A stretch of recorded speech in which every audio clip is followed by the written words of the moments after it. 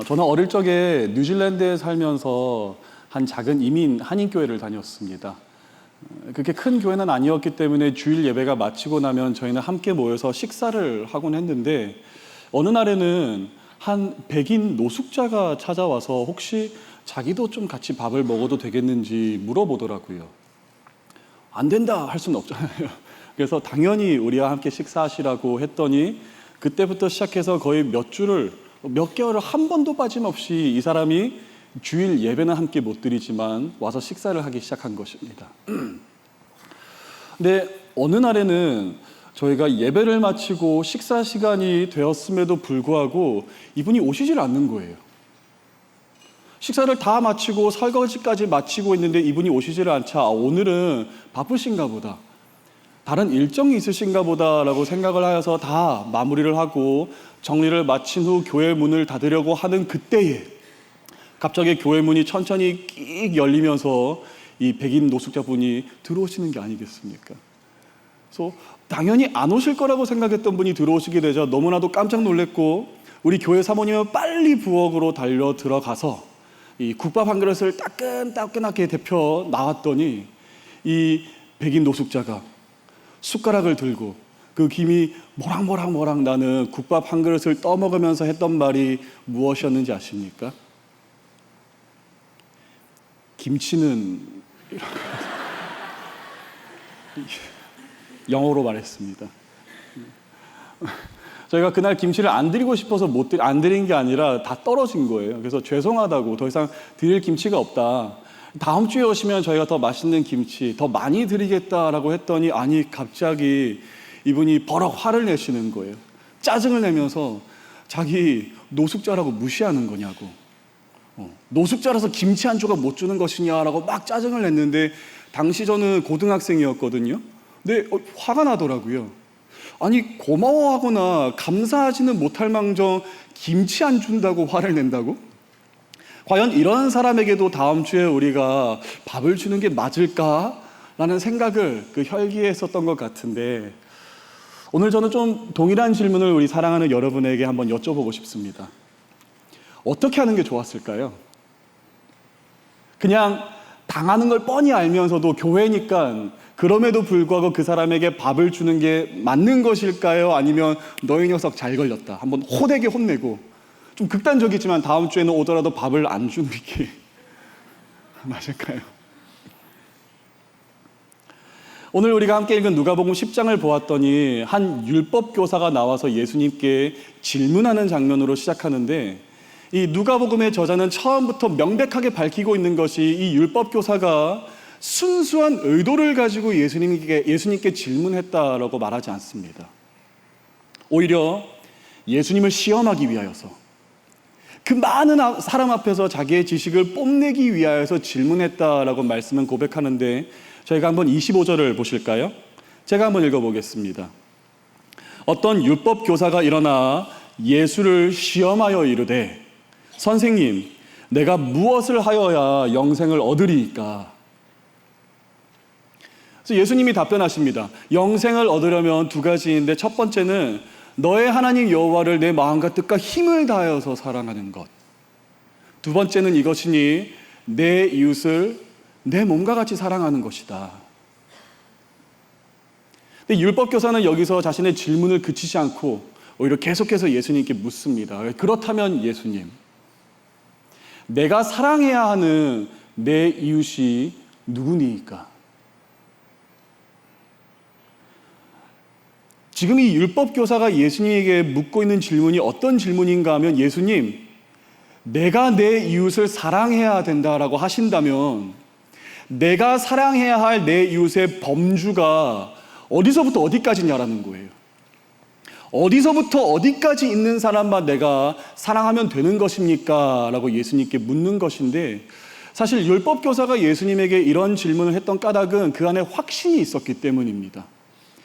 내가 만약 오늘 예수님에게 누가 내 이웃이니까? 라고 물어본다면 예수님은 분명히 우리가 사랑해야 할 우리의 이웃은 하나님께서 선택하신 이스라엘 백성이지 라고 말씀하실 거라 생각했나 봐요.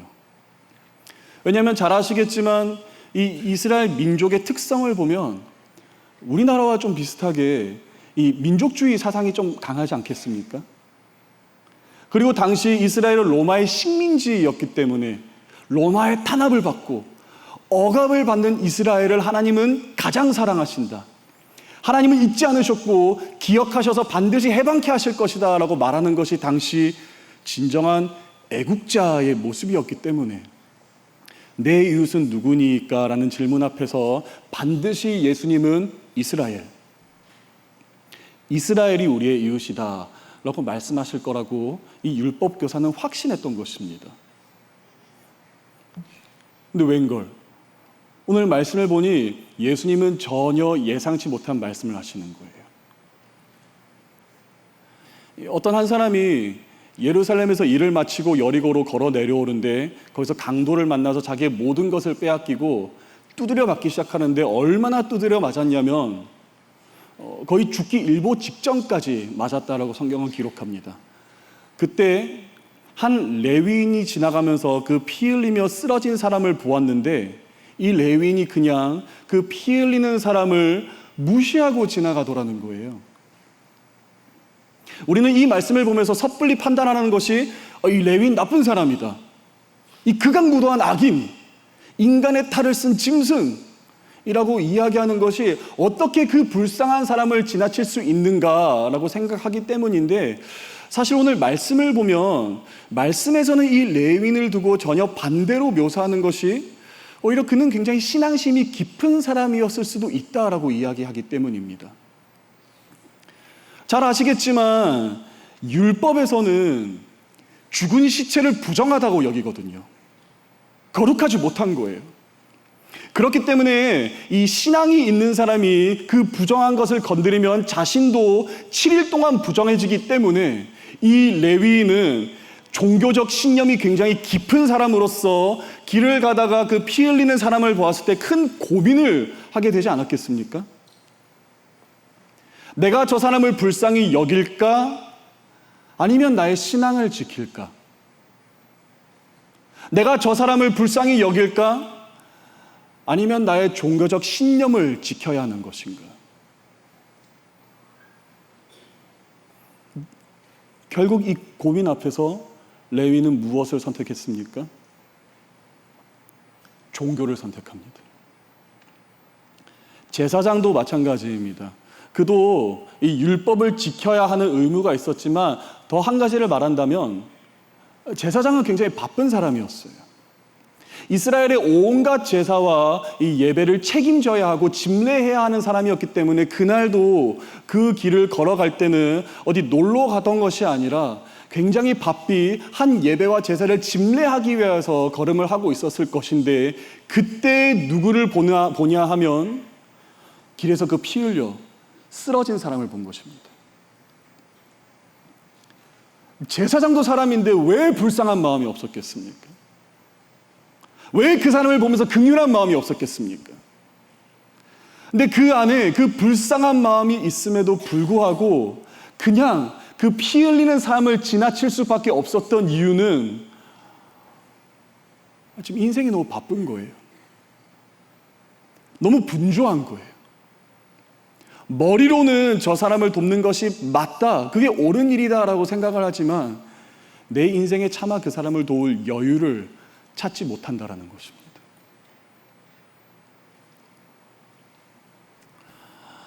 오늘 누가복음 10장에서 예수님께서 하시는 이 말씀은 사실 저희가 살펴보면 예화라고 좀 이해하기보다는 사실 그래서 풍자에 더 가까운 것 같습니다. 예수님은 당시 그 종교인들의 모습을 너무나도 잘 알고 계셨기 때문에 그 현실을 풍자하시고자 하셨던 거예요. 원래 이 율법이라는 것은 하나님께서 애초에 사람을 지키기 위해, 사람의 행복을 위해서 주신 선물이었지만 어느덧 정신을 차리고 보니 이 율법이라는 것은 사람을 지키기 위해 존재하는 것이 아닌 사람을 정죄하기 위해, 사람을 판단하고 평가하기 위해 사용되어지는 일종의 기준, 막대기가 되어버렸다는 거예요. 원래 이 율법이라는 것은 모든 사람을 위해 존재해서 모든 사람의 행복을 위하여서 하나님께서 선물로 주신 것이었지만 어느덧 정신을 차리고 보니 이 율법은 모두를 위해 존재하는 것이 아닌 특정, 극소수, 힘 있는 사람들의 자리를 지키기 위한 일종의 종교 시스템으로 변질되어 버리고 말았다라는 것입니다. 지금 당장 내 눈앞에 죽어가는 사람이 있다 할지라도 만약 그 사람이 종교적으로 더러운 사람이라거나 만약 그 사람이 우리가 가지고 있는 율법 가치관에 부합하지 않는 사람이라면 그냥 그 사람을 무시하고 가는 게 더 맞아. 그게 더 나아. 라고 가르치는 당시 이 종교의 민낯을 예수님은 낱낱이 폭로하셨던 것이며 풍자하시고자 하셨던 것입니다. 근데 예수님의 이런 풍자는 여기서 그치지 않습니다. 왜냐하면 오늘 말씀을 보니까 예수님께서는 이런 질문을 하시는 거예요. 결국 그 피 흘리는 사람을 도운 사람이 누구냐? 온 이스라엘이 존경하고 우러러보았던 레위인도 제사장도 무시하였던 그 피 흘리는 사람을 도왔던 사람이 결국 누구였느냐라고 말씀하시면서 사마리아 사람을 이야기하는 것입니다. 여러분, 저는 오늘 이 이야기를 통해서 저희가 한번 집중해 보았으면 하는 포인트가 한 가지 있는데 그게 어떤 부분인가 하면 이 사마리아인의 동기입니다. 저 한번 생각해 보시겠습니까? 이 사마리아 사람은 오늘 말씀을 보니 여행 중이었다라고 하는데 왜 이 사마리아 사람은 굳이 이 피 흘리는 사람을 도왔던 것일까요? 그의 동기는 무엇이었을까요? 오늘 말씀 33절에서는 이렇게 고백하고 있습니다. 어떤 사마리아 사람은 여행하는 중 거기 이르러 그를 보고 불쌍히 여겨. 다른 어떤 이유가 있어서 그를 도왔던 것이 아니라 특별한 어떤 신학적 이유가 있었기 때문에 내가 이 사람을 도우면 나에게 돌아올 이득이 크기 때문에 계산적으로 생각을 하여서 그 피 흘리는 사람을 도왔던 것이 아니라 그냥 길을 가다가 그를 보았는데 그냥 불쌍해서 도왔다라는 거예요. 저 사람을 보니, 저 피 흘리는 사람을 보니 내 안의 긍휼함을 내가 차마 무시할 수 없어서 그 사람을 도왔다라는 것입니다. 여러분, 저는 오늘날 우리 현대인들에게 있어서, 우리 그리스도인들에게 있어서 이러한 예수님의 말씀은 정말 큰 울림을 준다라고 생각하는 것이 오늘날처럼 우리가 서로를 긍휼하게 여기지 못하고 불쌍하게 여기지 못하는 때가 또 없었기 때문입니다. 요즘 우리들의 모습을 보면 참 잔인하지 않습니까? 참 차갑지 않습니까? 우리는 다른 방향과 가는 사람을 보면은 그 사람은 그저 우리와 다른 방향을 가는 사람이 아니라 그 사람은 틀린 사람, 잘못된 길을 가는 사람이라고 너무나도 쉽게 규정해버리는 사회 가운데 우리는 몸담고 있습니다. 나와 다른 생각을 가지고 있다면 그 사람의 생각을 조금 더 이해하기 위해선 성숙한 대화가 서로 필요한 법인데 그마저도 쉽지 않은 이유는 나와 다른 사람과 이야기하는 것은 오늘날 사회에서 그거 타협하는 거야. 그 사람과의 싸움에서 지는 거야 라고 인지하기 때문입니다. 나와 종교적인 신념이 다르고 정치적인 색깔이 다르고 나와 국가가 다르고 문화가 다르고 이데올로기가 다르다면 그 사람을 긍휼히 여기거나 그 사람을 한번 품어보려고 이해해보려고 노력하기보다는 우리는 너무나도 자연스럽게 저 사람은 내가 박살내야 하는 사람, 정복해야 하는 사람, 통치하고 무너지게 만들어야 하는 사람이라고만 생각하는 사회가 오늘날 우리가 몸담고 있는 사회라는 것입니다. 그래서 저는 오늘 이 선한 사마리아인의 이야기가 우리 가운데 큰 울림을 줄 수 있다고 생각을 하는데 여러분, 오늘 한번 이 말씀을 우리 마음에 깊이 한번 새기면서 스스로 한번 진지하게 물어보지 않으시겠습니까? 만약 오늘 우리는 우리의 두 눈으로 그 부정하다고 여겨지는 피 흘리는 사람을 도왔던 사마리아인을 보게 된다면 우리는 그 사마리아인을 어떻게 평가하시겠습니까? 그 사람은 신앙을 타협한 사람입니까? 예수를 배척한 배신자입니까?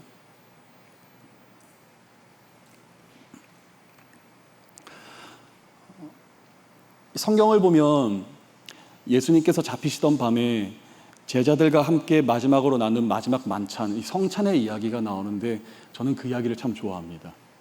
왜냐하면 당시 역사적 배경을 살펴보면 이 사회계층이 낮은 사람들, 약자들은, 창기들, 세리들과 같은 사람들은 절대 그 당시 고위 인사들이었던 바리새인들이나 종교 지도자들과 같은 사람과 함께 식사할 수가 없었습니다. 불가능한 일이었습니다. 어떻게 더러운 사람들이 깨끗한 사람들과 식사를 한다는 것입니까? 근데 그 모든 상황 속에서 하나님의 아들이신 예수님께서 우리를 위해 열어주신 그의 식탁은 모두가 조건 없이, 모두가 차별 없이 올 수 있는 자리가 되었다라는 거예요. 여러분 기억하시죠? 그 식탁에는 누가 초대를 받았는지. 그 마지막 만찬의 자리를 보면 동족을 등쳐먹고 과도한 세금으로 착취하였던 세리 마태도 그 자리에 초청을 받고 사랑받았지만 동시에 그 자리에 누가 있었는가 하면 열심당원이자 급진적으로 로마에 반항하여서 민족주의자, 애국주의자의 모습을 보였던 시몬도 그 자리에 있었고 똑같이 사랑받았습니다. 예수님의 식탁을 보면 내가 죽기까지 예수님을 따르겠습니다 라고 고백했던 수제자 베드로도 있었지만 동시에 나에게 은 30개만 주시면 내가 기꺼이 예수님 팔아 넘기겠습니다 라고 고백한 배신자 가룟 유다도 똑같이 조건 없이 차별 없이 환대받고 초청받는 곳이 바로 예수님의 식탁이었습니다. 예수님은 이 자기의 식탁이 모두가 초청받고 환영받을 수 있는 자리로 남아있는 것이 그토록 중요했던 이유는 바로 그 모습이 훗날 우리 또한 경험하게 될 하나님 나라의 모습을 대변했기 때문입니다. 하나님의 나라는 우리가 깨끗하다고 들어가는 것이 아니었잖아요. 우리가 종교적으로 모든 가치관을, 기준을 다 부합했다고 해서 들어가는 것이 아니라 내가 종교적인 사회적 위치가 높다고 해서 들어가는 것이 아닌 오직 하나님의 놀라우신 그 은혜로 말미암아 들어갈 수 있는 것이 바로 하나님의 나라였고 오직 하나님의 그 하염없이 우리는 절대 이해하지 못할 그 위대하신 은혜로 말미암아 하나님의 아들이다, 딸이다 라고 일컬음 받을 수 있는 것이 바로 그 나라, 하나님의 나라였기 때문입니다. 그래서 이 사실을 너무나도 잘 알고 있었던 사도 바울은 고린도 교회에서 잘못 행하여지고 있는 그 성찬의 모습, 예수님의 식탁의 모습을 바라보며 그토록 분개했던 것인데 우리가 한번 말씀을 봤으면 좋겠습니다. 고린도전서 11장 20절에서 22절까지의 말씀, 우리가 한번 큰 목소리로 읽어보도록 하겠습니다. 그런즉 너희가 함께 모여서 주의 만찬을 먹을 수 없으니 이는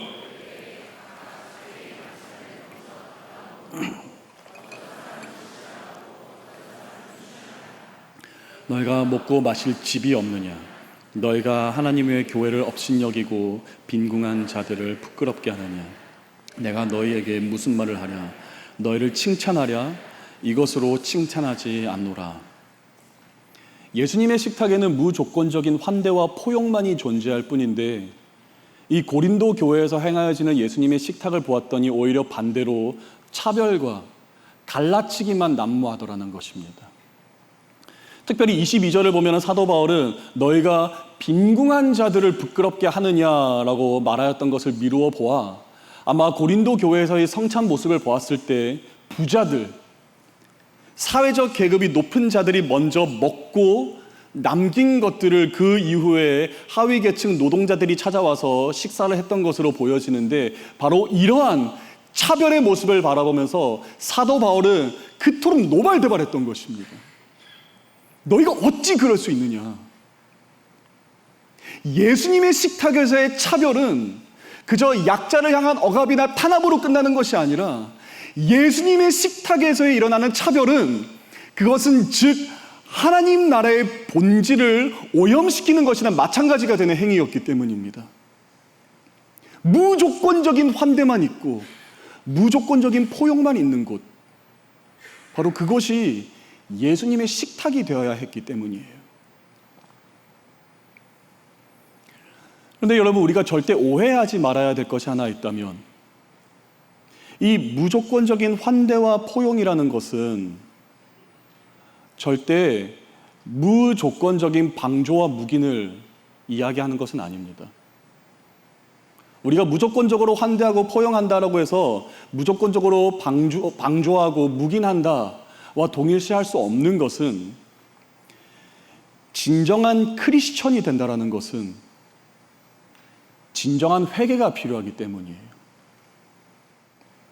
진정한 뉘우침이 없고 진정한 회개가 없다면은 그 자리에는 진정한 크리스천 또한 없습니다. 그런데 한번 생각해 볼까요? 사람은 언제 진정한 회개에 이르게 됩니까? 예수님이 그토록 사랑하셨던 제자 베드로는 언제 진정으로 회개했습니까? 비록 예수님을 3번 부인했지만 그 갈릴리 해변가에서 예수님이 친히 그 사랑하는 제자를 위하여서 식탁을 준비하셨을 때, 생선을 구워주실 때 비로소 베드로의 인생 가운데도 진정한 뉘우침, 회개가 있지 않았습니까? 삭개오는 어떻습니까? 그처럼 나쁜 사람이 또 없었을 텐데 예수님의 그 한마디, 삭개오야, 그 뽕나무에서 내려와라. 내가 오늘 너의 집에 유해하겠다. 그렇게 자신의 식탁을 삭개오에게도 열어주셨을 때 비로소 삭개오의 인생 가운데도 진정한 회개가 있었던 것 아닙니까? 우리는 마음을 다해서 한 사람을 설득하고 강요하면은 그 사람이 진정한 회개에 이르게 될 것이다 라고 착각을 했는데 그렇게 이루어지는 일이 아니더라는 것입니다. 오히려 진정한 회개라는 것은 그 사람 또한 다시 한번 예수님의 식탁으로 나와 우리 주님을 인격적으로 만나고 우리 주님이 손수 건네어 주시는 그 생명의 떡을 먹을 때 비로소 이루어지는 하늘의 신비였다라는 것입니다. 그렇게 오늘 우리가 해야 할 일은 무엇이겠습니까? 열심히 회개를 설득하고 회개를 강요하는 것이 우리의 일이 아니라 오늘 다시 한번 그 한 사람이 예수님의 식탁으로 나와서 예수님을 인격적으로 만나고 그의 생명의 떡을 먹을 수 있도록 하염없이 환대하고 하염없이 포용하고 사랑하는 것, 그것이 오늘 우리의 일이라는 것입니다. 왜냐하면 진정한 회개라는 것은 우리가 이루는 것이 아닌 오직 우리 주 예수 그리스도께서 하시는 일이기 때문입니다. 바리새인들은 끊임없이 정죄했습니다. 너 죄인이야. 너 그따구로 살지 마. 너 그거 얼마나 추잡한 삶인 줄 알아? 더러운 삶인 줄 알아? 너 심판받고 싶니? 너 하나님의 벌 받고 싶니? 라고 끊임없이 그 날선 외침만 부르짖었지만 여러분 잘 아시지 않습니까? 그 외침은 하나도 열매 맺지 못하고 그저 허망하게 땅에만 떨어졌을 뿐인데, 먼저 아버지의 사랑을 경험하고 먼저 아버지의 자비를 맛본 후에 누가 너를 정죄하느냐? 나도 너를 정죄하지 않는다. 그러니 이제 가서 다시는 죄짓지 마라 라는 예수님의 말씀을 들었던 그 가늠한 여인은 죽기까지 예수님을 따르는 사람이 되었다라는 것을 우리는 잊지 말아야겠습니다. 물론 쉽지 않습니다. 모두가 죄인이라 낙인 찍고 돌을 집어들어 쳐 죽이려고 하는 그 여인 옆에 서서 내가 오늘 당신의 이웃이 되겠습니다. 내가 오늘 당신과 함께 욕먹을 각오, 돌맞을 각오가 되어 있습니다라고 고백하는 것은 절대 쉬운 일이 아닙니다. 어떻게 쉽겠습니까? 굉장히 어려운 일 맞습니다. 그런데 여러분,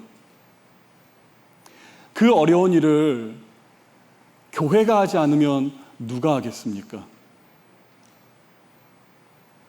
누가 그 부정하다고 여겨지는 시신을 건드릴 것이며, 누가 그 악취가 진동하는 나병 환자들과 함께 자리를 공유할 것이며, 누가 온 세상이 손가락질하며 죄인이라고 낙인 찍은 그 세리들, 창기들, 사회 부적응자들과 함께 자리하여서 예수님의 식탁을 공유하겠습니까?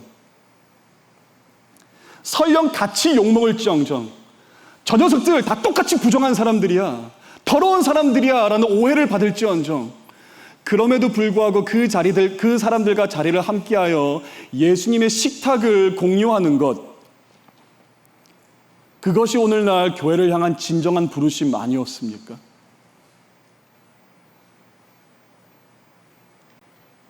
우리도 한때는 죄인이었잖아요. 예수님의 식탁에는 가까이도 하지 못할 추악한 죄인 아니었습니까? 아니, 어쩌면 여전히 우리 생각에 드는 생각들, 아무도 보지 않을 때 우리 입 밖으로 나오는 말들, 눈으로 보는 것들, 귀로 듣는 것들, 얼마나 더럽습니까? 그러나 그럼에도 불구하고 오늘 멀쩡한 사람들처럼 이 자리 가운데 나와서 하나님을 예배하고 찬양할 수 있는 것은 우리가 잘나서가 아니라, 우리가 참 깨끗한 한 주를 잘 살았다, 그래서가 아니라, 첫째는 하나님의 놀라운 은혜가 있었기 때문이요, 둘째는 그런 우리를 편견 없이 예수 그리스도의 사랑으로 아버지의 그 예수님의 식탁으로 초대해 준 누군가의 사랑이 있었기 때문 아니었습니까? 우리 사랑하는 높은 뜻 푸른 교회 성도 여러분,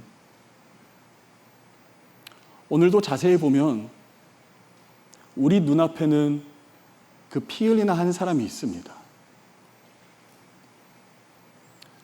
그래서 말씀에 힘입어 저는 우리 주 예수 그리스도의 이름으로 여러분을 이제 세상 가운데로 파송합니다. 가서 그 피 흘리는 사람을 그리스도의 이름으로 위로하십시오. 그가 우리의 생각과 생각이 다르고 신념이 다르고 이념이 다를지라도 예수 그리스도의 사랑으로 그를 품으십시오. 세상에 손가락질하는 사람은 많지만 그냥 품어주는 사람은, 그냥 안아주는 사람은 가면 갈수록 사라지고 있습니다. 왜냐하면 손가락질하는 것은 굉장히 쉽지만 다 알고 있음에도 불구하고 안아주는 것은 그 굉장히 어려운 일이기 때문이에요. 그러나 우리 주님 말씀하셨습니다. 한 영혼이 천하보다 귀하다. 여러분, 천하를 위하여서 한 영혼을 버리지 마십시오. 천하를 잃을지언정 그 한 사람을 구하겠다라는 우리 아버지 하나님의 사랑이 우리 가운데 충만하기를 예수 그리스도의 이름으로 축복하며, 아무리 우리가 다르다 할지라도 급하게 갈라치기보다는 우리가 아직 죄인 되었을 때 아버지께서 그 아들을 보내심으로 우리를 향한 사랑을 확증하셨느니라 라는 그 로마서의 말씀을 기억하실 수 있기를 우리 주님의 이름으로 축복합니다. 그래서 오늘 말씀은 그제서야 우리 예수님의 마음을 조금씩 이해하기 시작했던 우리 율법 교사에게 우리 주님께서 하셨던 말씀으로 마치고자 합니다. 누가복음 10장 36절 37절 말씀. 내 생각에는 이 세 사람 중에 누가 강도 만난 자의 이웃이 되겠느냐? 이르되 자비를 베푼 자니이다. 예수께서 이르시되 가서 너도 이와 같이 하라 하시니.